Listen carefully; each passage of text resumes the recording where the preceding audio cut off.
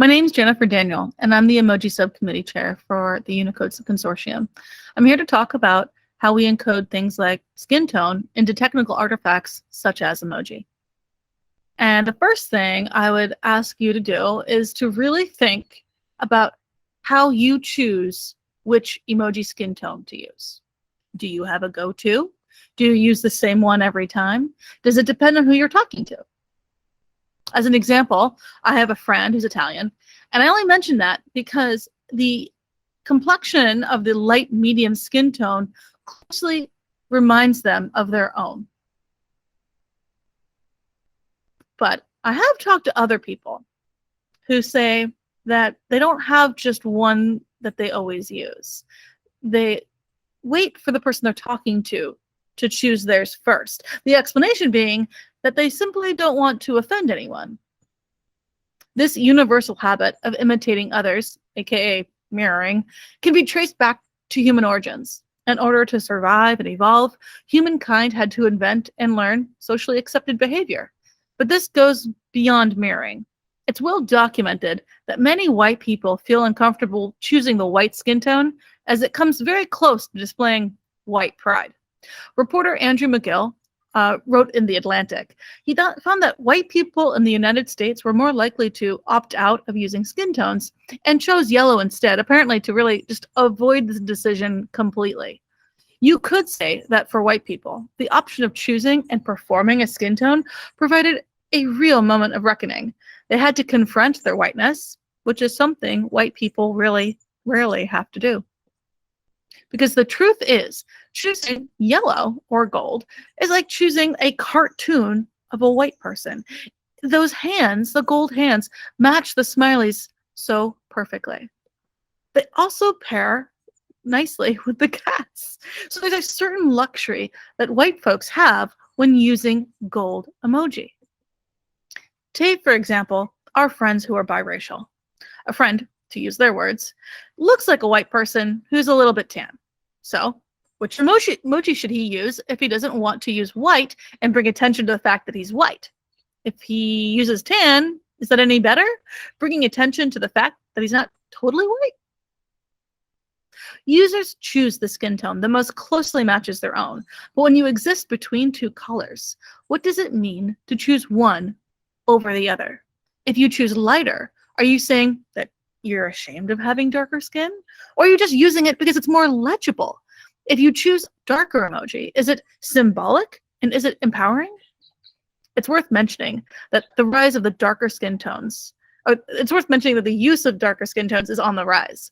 Following the murder of George Floyd and subsequent Black Lives Matter protests against racism and police brutality, there's been a significant increase in the raised fist with dark skin tone emoji, emulating the historic gesture of support and solidarity. This emoji has a long-standing association with the Black Lives Matter movement. When employed in desktop messaging environments, using skin tone emoji means drawing attention to yourself as a Black person in mostly white spaces. Check it. Is an example from Slack. When reacting, skin tones are itemized out, creating zones of exclusion without anyone consciously trying to do so. As a white person, what does it mean to click the thumbs up, the white thumbs up, or a darker one? If you click the black thumbs up, is it solidarity with your coworker or digital blackface? As a brown person, what does it mean to assimilate to the cartoon yellow instead of bringing in your own? When someone who is biracial and their identity is basically completely invisible, why are we forcing people to choose which part is more true? Pew Research estimates that about 6.9% of the adult American population is multiracial, and the Census Bureau predicts that the multiracial population in America will triple by 2060. But despite the fact that this identity group is rapidly growing, many Americans still don't know how to talk about multiracial people. Americans want to be able to easily label people by race and put them into one box. So this is all to say that emoji and skin tone are complex, and we're going to talk a bit about how they came to be and how they're used and what we're doing about it.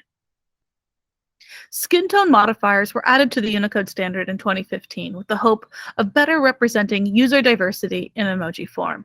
Of the roughly 1,200 base emoji, such as police person or merperson, 106 can be combined with the skin tone modifier. The way skin tones work with emoji is, you can think of them as typographic ligature, right? So you have fingernail painting emoji plus a skin tone swatch emoji, and now you have painting your fingernails with a darker skin tone. These tone modifiable emoji represent humans and include images of body parts, activities, facial expressions, body language. The introduction of skin tone modifiers was justified as a way to, quote, reflect more human diversity. Unlike text or photos, then, their sole intended purpose is to aid in the expression of one's skin color. This was a necessity, largely due to Apple's early design decisions that radically changed the trajectory for Unicode and emoji. In the early days, gender and race was not great, but it was reasonably obscured. But in the hands of designers in California, emoji were designed explicitly Caucasian, and with more race and gender signifiers, we started to see cracks in the system. So despite Unicode guidelines to remain neutral, police officer is clearly designed as a white person, probably a man. So here we are today, opting for more detail instead of less, and a whole fleet of police officers are in our keyboard. When the skin tone modifiers were introduced, they were based on the Fitzpatrick scale, which is a recognized standard for dermatology, and basically is how skin tones react to UV light. So, for example, the darkest skin tone represents skin that tans very easily and never burns. In describing its skin tone changes, the Unicode Consortium released a technical report where it stated, quote, general purpose emoji for people and body parts should also not be given overly specific images. The general recommendation is to be as neutral as possible regarding race, ethnicity, and gender. These early attempts to stick to neutral, in many ways, just emphasizes existing inequities that are present in the world today. It is, and was, possibly naive to think that any kind of neutral default would be possible once skin tones were added. In reality, it reflects a certain bias that already exists in society, which is that white is the default. Emojipedia lauded the decision to add skin tone, making gold the default. Quote, these Simpson-esque emoji might not be to everyone's liking, but they do strive to make it clear that the default characters do not have a particular race or skin tone implied. And that feels right. But, you know, if that were true, how come Abu is that yellow? Paige Tutt wrote in the Washington Post that, you know, designers didn't change the facial features of any of the emoji. That wasn't the intended ask. That task would have been much more involved. Instead, by just allowing for skin tones to be layered on top of already designed emoji, well, she describes these figures aren't emoji of color, but they are just white emoji wearing masks.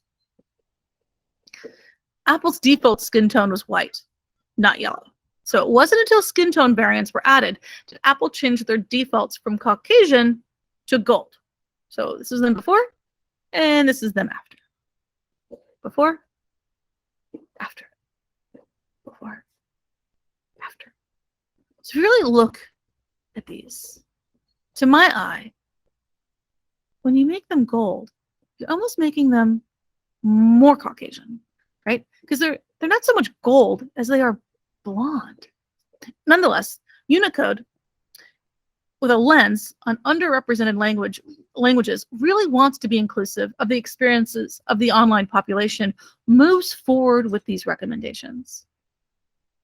When these new emoji rolled out, users cited downloading these brown emojis as deeply affirming, and yet it feels like an impossible game to win. Emoji skin tones are essentially like real life. White people still get to be the default if the smileys are gold. I will say, these emoji were hotly debated. There were concerns that the modifiers would never be used because the number of new emoji being introduced was outpacing demand for them, or they would be used abusively due to their innate link to racial and ethnic identity. However, recent studies suggest that those concerns can be put to rest. First, tone modifiers have proven to be very popular. For example, a fantastic study came out called The Self-Representation on Twitter Using Emoji Skin Color Modifiers by Alexander Robertson, Walid Magdi, and Sharon Goldwater notes that in a corpus of about 0.6 billion tweets, 42% of the 13 million tone-modified emoji instances were tone-modified. A second finding of this paper indicates that tweets using darker skin tone were positive. This group has also done great work to show that these modifiers are especially popular among darker-skinned users who are a minority. The argument being that skin tone modifiers are largely used for self-representation, and that this form of self-representation is particularly important for users with darker skin. Although users with most common tone is typically similar to their own skin tone, they don't always choose it. This study found that while users annotated as having a skin tone, let's say 2, which is the second lightest tone available, very often use tones 1 or 3, while users with skin tone 5, the darkest skin tone, most often use skin tone 4. This analysis suggests that the first effect is probably due to an aspect of representation like hair color, while the second is due to the visual affordances of the darker skin tone, which on most platforms tends to obscure details of the emoji image. Take, for instance, man with beard. Right, this is the Noto emoji design, then the Apple emoji design, and then the WhatsApp emoji design. And they're all displayed in effectively simulating a dark mode experience. And while they're not bad, like I can definitely tell what is going on. It's a man with a beard. They leave a lot to be desired. In addition to being more distinct from the other 4 tones, the darkest skin tone can also make details of the emoji much harder to see. The hair and skin are difficult to separate, while facial features such as the lips and the nose become less perceptible. These issues are exacerbated by the small size of emoji in deployment. Let's take a deeper look at color, as it may provide a possible explanation for why users with the darkest skin tones don't use the 5th skin tone as much as you might expect, and why they overwhelmingly use the lighter skin tone 4 when they do apply a modifier. So let's look at this figure. This figure visualizes the HSB, hue, saturation, and brightness, values in 3 dimensions. The HSB model is an alternative to RGB, which is designed to reflect the way the human visual system produces color sensation. Seeing it visualized this way makes it clear that the darkest skin tone for most platforms is an outlier. The exception tones used on phones is the LG example, actually, but they don't make an emoji font anymore. It's possible that if some of these other emoji fonts used the LG tones for annotation, we would have observed a stronger match between users' perceived skin tone and their most commonly used tone in emoji form. This chart also notes that the gradient from light to dark is not uniformly smooth. The difference between 4 and 5 is perceptibly greater, much greater than any other 2 adjacent tones. Users may therefore avoid the 5th skin tone, even if it closely matches their own skin tone, since it doesn't afford any fine detail. In many cases, this means using tone 4, but in some cases, it may influence users to avoid applying a modifier at all, and this would explain the lower use of modifiers in this group relative to the tone 4 users. So what do we understand about tone modulation? The first thing is the most common event for each skin type is an on-off modulation from gold to the skin tone which most closely matches their own. The second is many people do change the skin tone depending on who they're talking to. The third is that tone modulation can happen within the same message. For example, white fist, brown fist, black fist, but it is extremely rare. I mean, like, it's technically possible for someone to do this, but it doesn't happen very often. While people do use emoji to reference other people, the large majority of emoji use is to reference yourself. And the fifth is, users are sometimes reluctant to choose an identity for another person, so instead, they default to the less identity-linked gold option. So now we're going to talk about when diversity doesn't always mean inclusion. It's worth noting that in last year's release, a Unicode release, we brought in the first multi-skin toned, multi-person emoji, couples holding hands. With the addition of these variants, of which there are 71, I believe, we were really forced to figure out how to make it easier for users to browse and select the right emoji.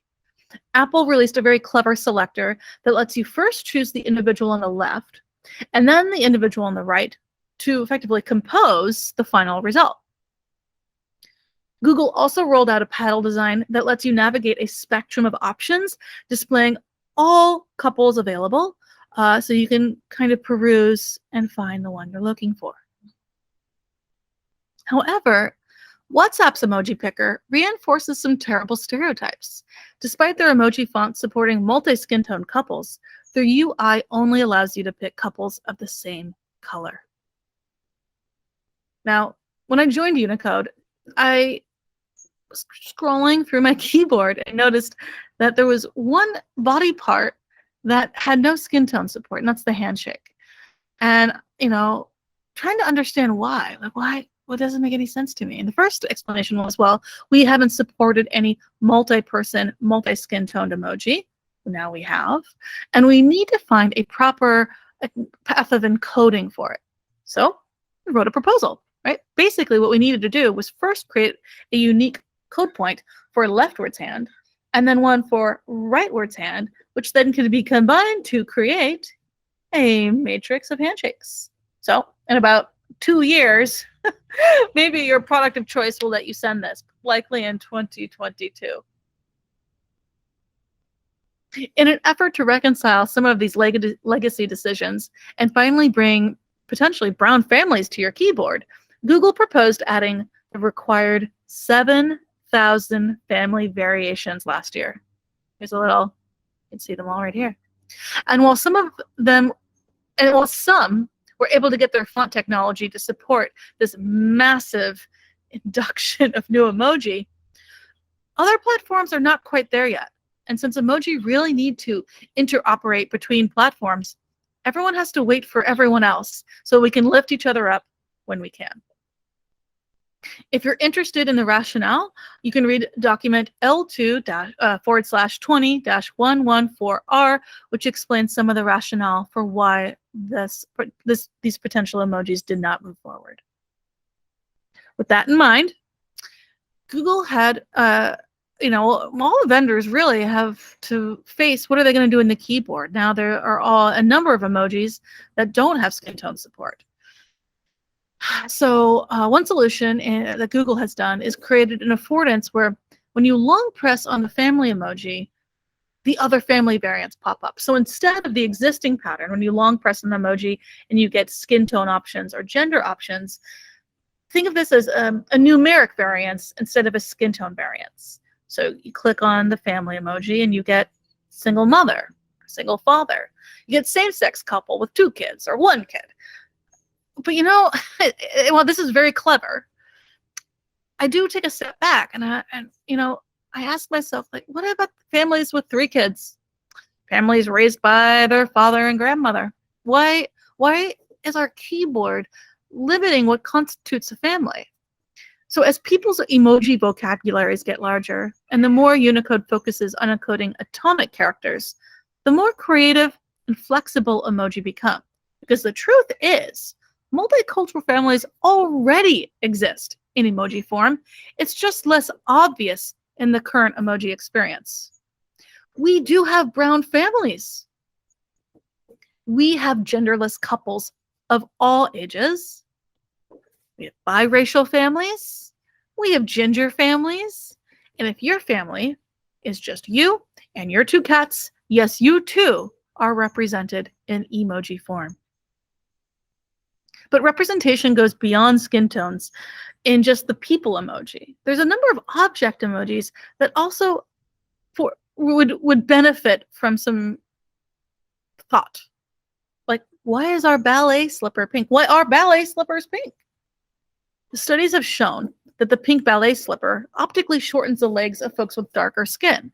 So is there something that we can do when designing this emoji that isn't embracing white as the default. Bandage emoji is another great example of this.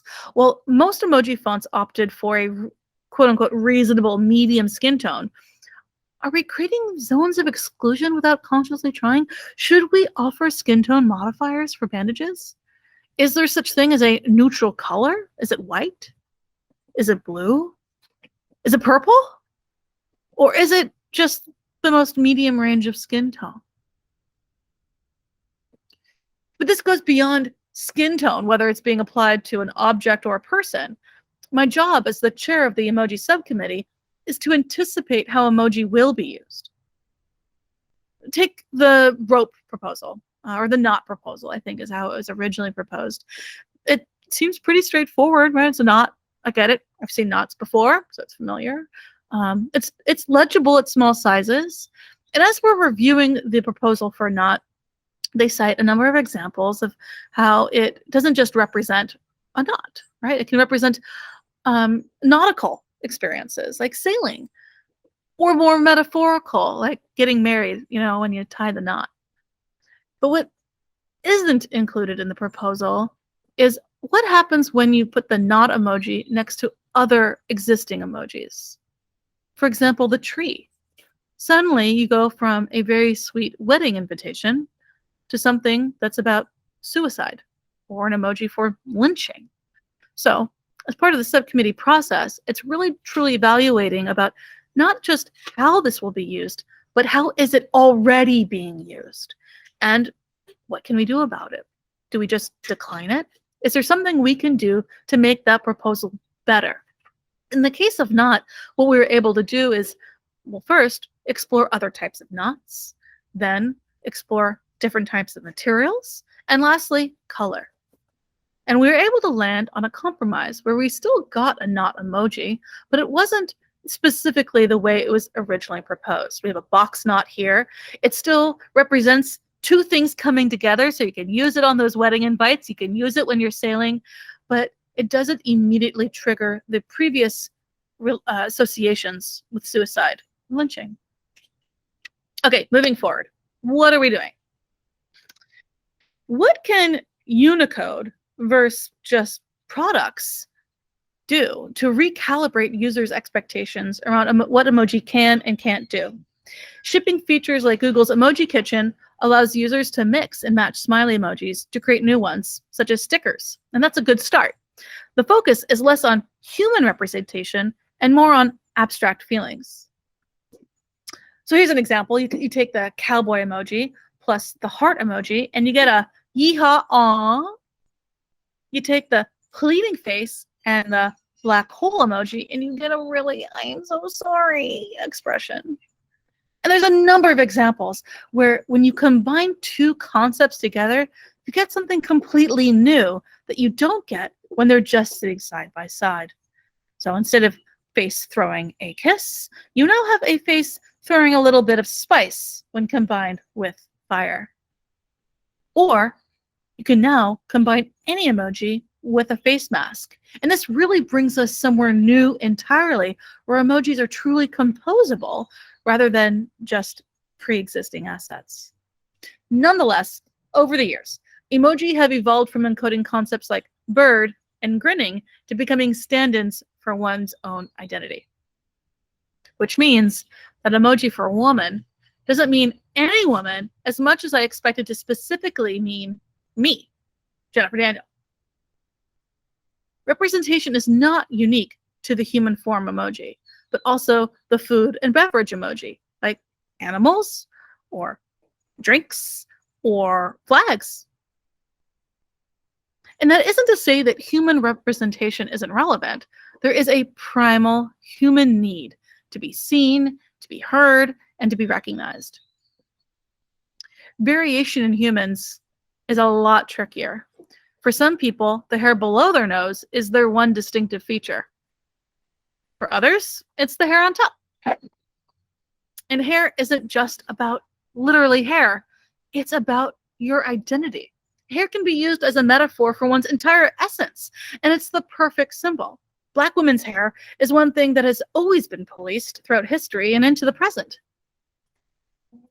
But even with hundreds of haircuts, when asked, the most reoccurring complaint about every avatar program that has ever existed, whether it be in games or in messaging, is they're always leaving something out. Bitmoji, for example, which has been around for quite a long time, still offers no customization for physical disabilities like wheelchairs or canes or prosthetics. Which brings us to Unicode. Is a font really the best way to provide a scalable and robust avatar system? How many diacritics can you add to a character? Sure, we will try to engineer ourselves out of this problem, but there are also some really interesting visual design problems to consider. If yellow is a cartoon white, is there such thing as a neutral color? What level of detail can we remove to bring the most equity to emoji? Emoji design has evolved quite a bit from the 90s. This shift in creating designs to show off retina screens has left a critical part of what made emoji useful in the first place. It's harder for emoji to operate like letters or words when they had this level of specificity. The drink emoji used to be the idea of a drink, but now it's very much a dirty martini with one olive straight up, begging the question, why not an emoji of a tumbler glass of whiskey or a tropical drink, or what about a beer? So now we have a full bar, but we're still leaving out your favorite dark porter or a rosé or whatever it is that you like to drink. So if my job is about bringing global representation to the Unicode standard and improving and sustaining equity with the same amount of rigor and intentionality that Unicode embraces as they digitize underrepresented languages, how do we accomplish that? Is it too late for emoji? Or do we have time to save them as we review proposals, conduct meetings, design them, and the experiences? A small voice is in the back of my head asking, are emoji part of the problem? Is there a way to start over?